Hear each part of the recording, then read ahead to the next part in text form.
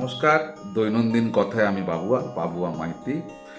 কৃতজ্ঞ আমি সবার কাছে যারা আমার দৈনন্দিনে আমার ভালো মন্দে।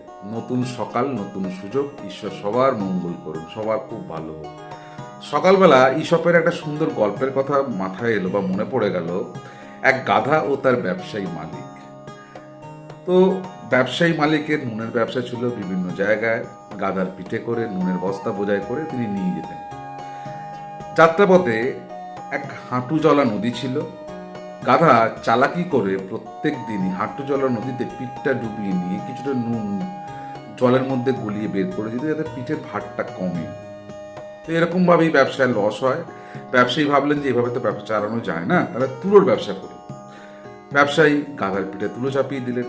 গাধা একই রকম চালাকিতে নদীতে, হাঁটু জলা নদীতে পিঠ ডুবিয়ে পিঠের ভার অসহ্য রকমের বাড়িয়ে ফেলল।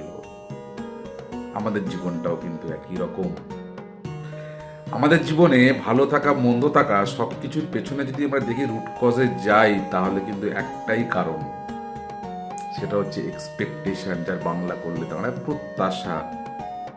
অন্যের প্রতি আশা, অন্যের জিনিসের প্রতি আশা বা অন্য জিনিসের প্রতি আশা।